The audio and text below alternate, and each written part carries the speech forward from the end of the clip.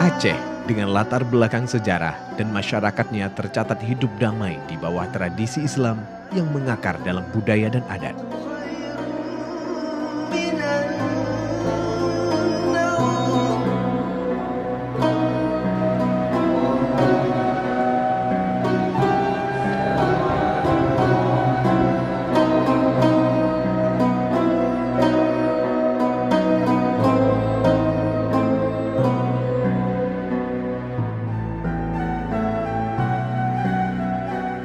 Hal tersebut dipertegas dengan kekhususan Aceh yang diatur dalam undang-undang baik dalam hal agama, pendidikan, dan budaya.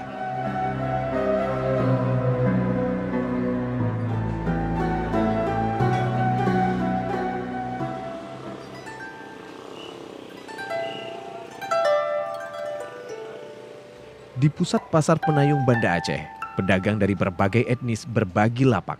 Mereka berinteraksi di antara lalu lalang para pembeli.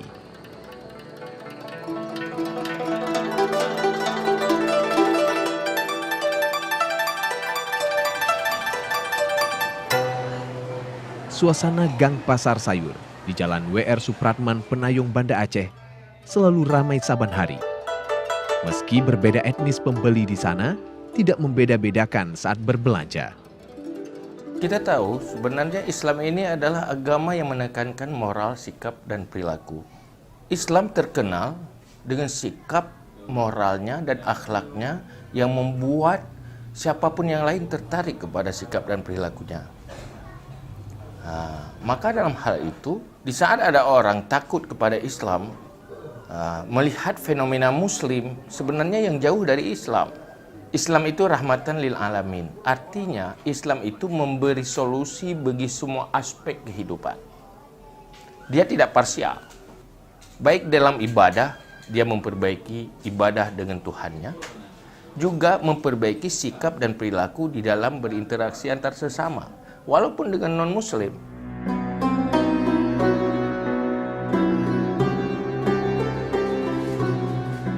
Menurut sejarah, hubungan antara Aceh dan Cina terjalin sejak abad ke-17 Masehi. Saat itu para pedagang dari Cina silih berganti datang ke Aceh. Mereka ada pedagang musiman, ada juga yang permanen. Mereka tinggal di perkampungan Cina di ujung kota yang berdekatan dengan pelabuhan.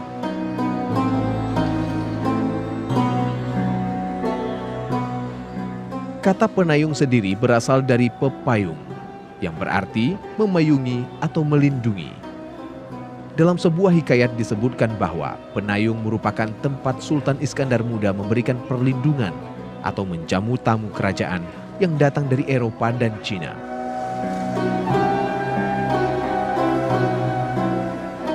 Selain Penayung, kampung keberagaman di Banda Aceh adalah Kampung Mulia dan Kampung Laksana.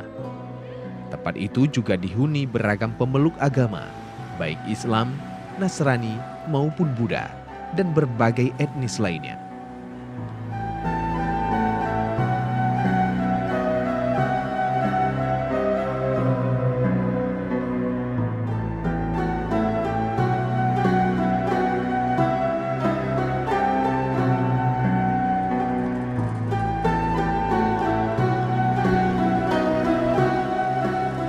Untuk menjamin kepastian hukum dan pelaksanaannya, pemerintah Aceh telah menetapkan beberapa variabel dan perangkat hukum.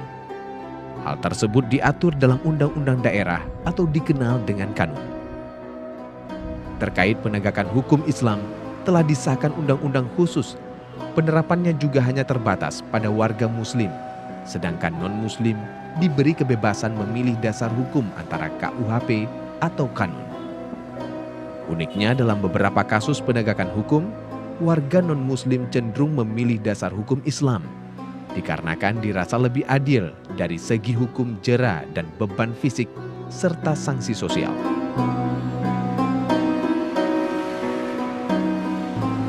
Syariat Islam dan hukum Islam secara keseluruhan tidak melakukan pembedaan terhadap non-muslim dan muslim, terutama dalam hal yang bersifat sosial kemasyarakatan. Nah, jadi dalam hal-hal sosial kemasyarakatan, non-muslim tetap dilindungi, tetap diayomi oleh Islam di Aceh, oleh syariat Islam di Aceh. Bahkan dalam beberapa kasus, non-Muslim malah memilih untuk dikenai hukum Islam dalam pelanggaran mereka lakukan. Mereka sendiri merasa nyaman, merasa hukum Islam itu adil, nah apalagi bagi kita masyarakat Islam. Jadi tidak ada perbedaan dalam penerapan hukum bagi umat Islam maupun non-Islam di Aceh.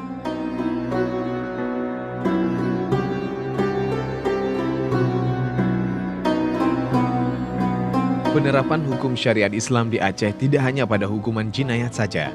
Namun pemerintah Aceh melalui Dinas Syariat Islam juga mulai melakukan terobosan pada lembaga-lembaga keuangan di Aceh, yaitu dengan membuat konsep ekonomi syariah yang dimuat ke dalam kanun syariat Islam. Nah, ke depan kita juga sudah akan melakukan usaha menerbitkan regulasi-regulasi dalam bidang seperti misalnya ekonomi syariah yang terkait dengan lembaga keuangan syariah. Itu sudah kita bahas bersama DPRA dan kita berharap tahun ini kanun itu akan selesai sehingga dalam aspek ekonomi pun kita tidak tertinggal dalam penerapan syariat Islam.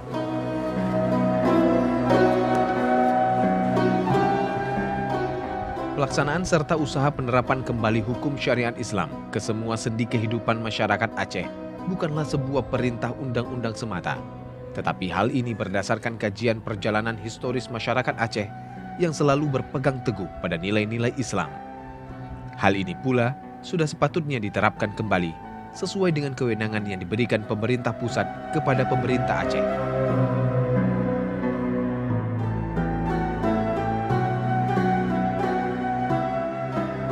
Aceh negeri yang berkah, boleh saya katakan. Berkahnya dikarenakan Aceh mempunyai ruang yang sangat besar untuk mempraktekkan nilai-nilai Islam dalam bingkai negara. Karena negara Indonesia mengizinkan lewat Undang-Undang UU-PA, ya, Undang-Undang Pemerintahan Aceh, di situ menjelaskan pada salah satu pasalnya bahwa praktek muamalah di Aceh harus sesuai dengan syariat Islam. Maknanya sangat luas, karena muamalah ini bukan hanya dalam bidang munakahat juga bidang muamalah nikah, tapi juga dalam muamalah maliyah, praktek pengembangan harta, investasi harta, cara mencari harta di Aceh harus sesuai dengan syariat Islam yang mana sudah dilembagakan hari ini di Negoro Aceh Darussalam. Maka ini keberkahan bagi Aceh. Masyarakat Aceh yang dari turun-temurunnya itu hidup dalam bingkai Muslim, artinya orang tuanya juga Muslim. Kemudian dia menjadi Muslim, keturunannya juga Muslim, karena Aceh dari dulu dikenal sebagai negeri Sarami Mekah. Maka ruang budaya yang sudah masuk ke dalam praktek kehidupan sehari-hari dalam bidang perdagangan itu sudah menyatu dalam kehidupan sehari-hari. Bahwa praktek mereka itu sebenarnya tidak bertentangan dengan syariah. Akan tetapi ada beberapa yang bertentangan. Jadi secara umum tidak bertentangan, tapi ada beberapa. Salah satunya misalnya masih ada yang terlibat dengan riba.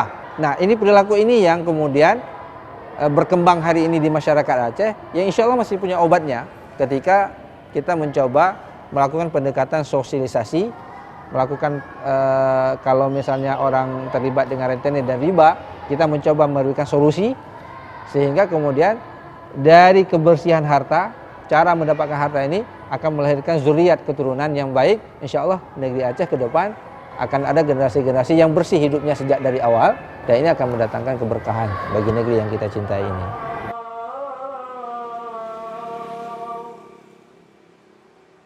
Di sisi lain, penerapan hukum syariat di Aceh juga telah menggerakkan berbagai elemen.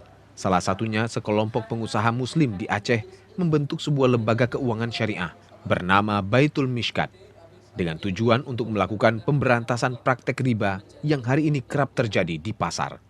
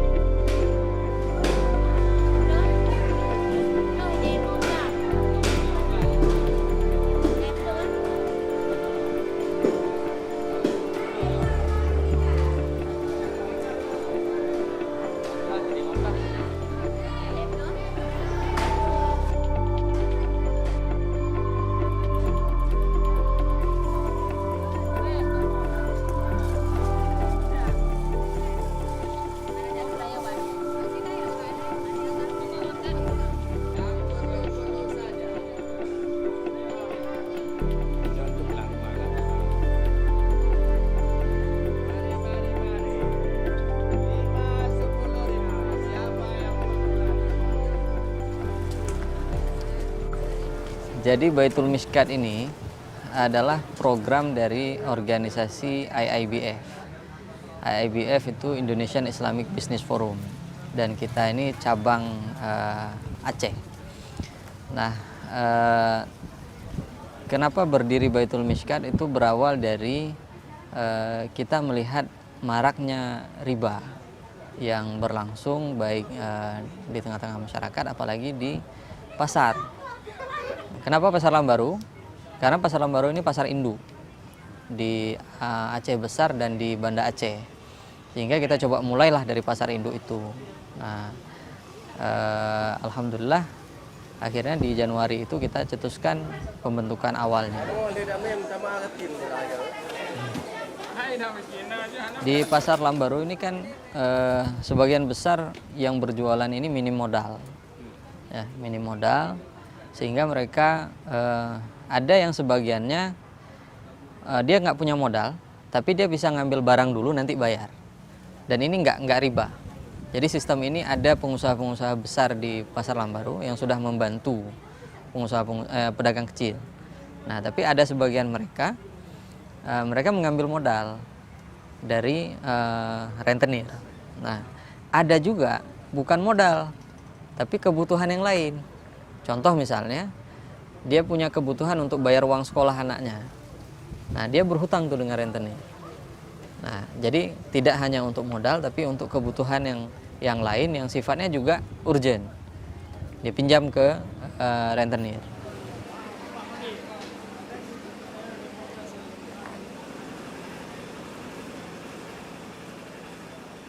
Nah, rentenir ini kenapa lebih hidup daripada bank? Padahal kita punya BPR, yang di Pasar Lambaru ada BPR gitu.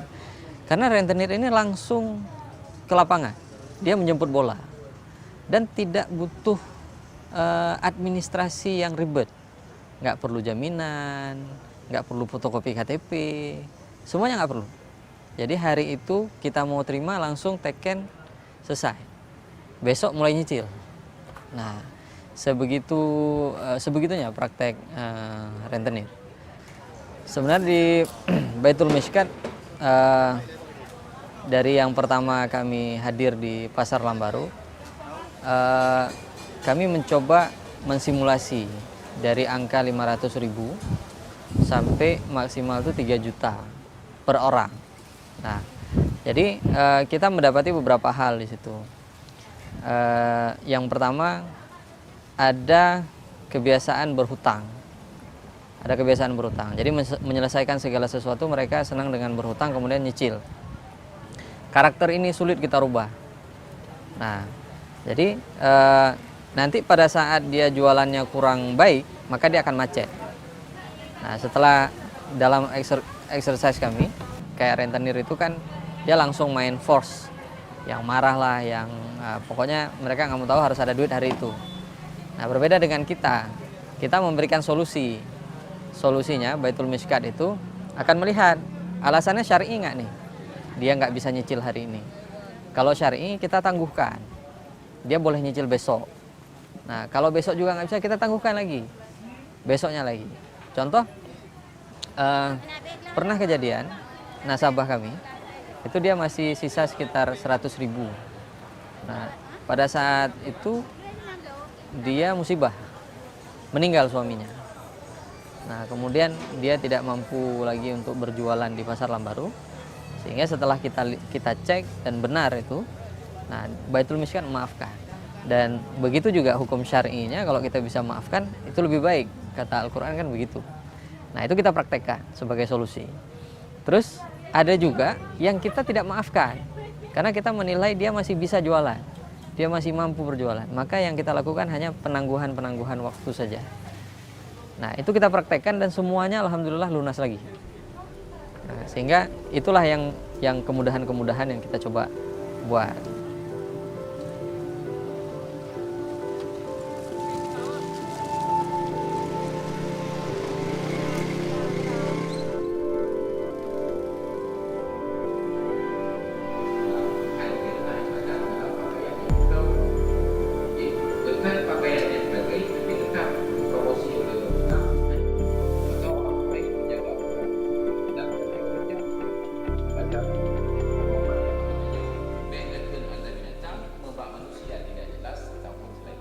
Leun na lemutang baga. Lantas leun na lenyan tele lemutang hana lepeget kwitansi tanda terima. Jadi dino leun kuku mesti dia autai ya laki. Hutangnya leureng yang kopengnya lempegah dah bukti. Kon hana bukti. Kuku tengkunya pakai bat. Perintahlah agama menyamutang boleh. Maka kan Bandung udang ke demet boleh. Maka lanjut ayat 28 leh. Wa in kuntum ala safarin wa lam tajidu katiban farihanun maqbudah. Menyogata dengan dalam perjalanan hantu met boleh, hana buku, hana kertas, hana kwitansi, hana materai. Farihanun maqbudah, maka main gadai, begadang.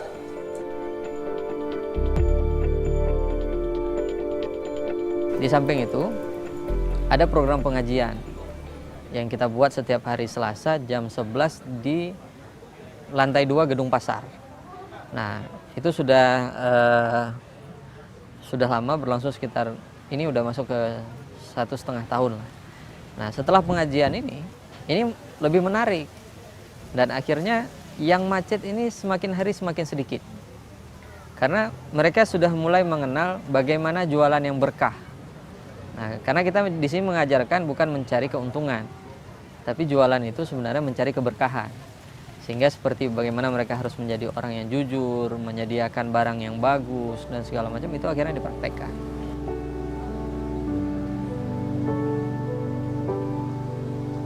Kalau na Baitul Miskat, kamu kan kadang-kadang na wate-wate putuh pengdro. Terpaksa kamu pinjam peng ya Mbak Bunda, karena Mbak Bundanya kan dari Tacok 1 juta, Mbak Yidi 1.200.000, berarti 200 ribu yang harus tajuk kegonyan.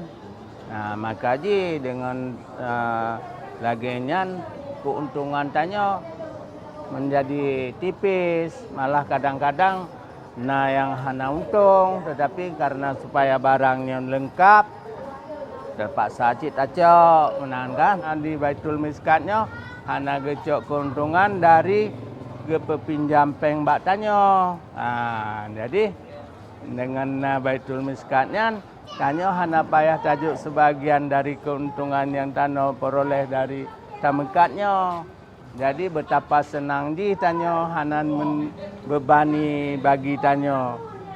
Tanyo mentambah mudah selama dengan dibantu Baitul Miskat. Tradisi kebiasaan. Dengan lenjak but-but water dengan dijuk bantuan oleh Baitul Miskat, lun kam jadi hana bermasalah le untuk lun butuhkan modal karena gejuk peng pertama gejuk 1 juta, alan gejuk 2 juta, berarti kita belum barang-barang tanyonya kadang-kadang lun belum saka yang khusus lemekat kan mekat saka no. Jadi dengan nyan maka tanyo sangat menguntungkan dan sangat senang dengan kebantu oleh Baitul Miskat. Termasuk di dalam maknanya dipegang oleh para ulama ketika menyebut korban yang apabila salah dan dikritik nyantum semangat. Nah, selain itu kita juga melalui pengajian kita menyampaikan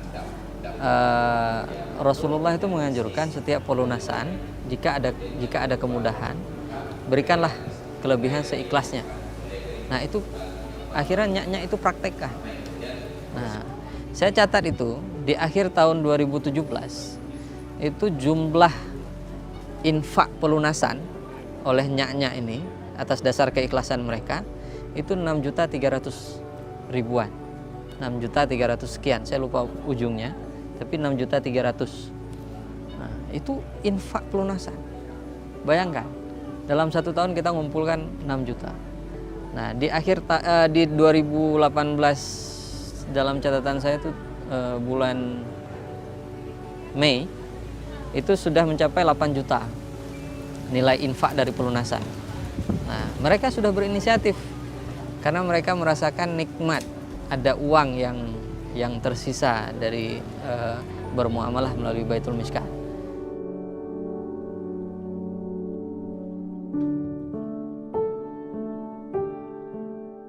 Kehidupan masyarakat Aceh yang damai dan tentram dalam praktek penerapan hukum syariat Islam sesuai amanat undang-undang merupakan sebuah anugerah dari Allah, karena Islam memberikan cara-cara kepada penganutnya untuk tidak melakukan praktek riba dan berlaku adil sesamanya, serta menghargai antar sesama manusia walaupun berbeda keyakinan.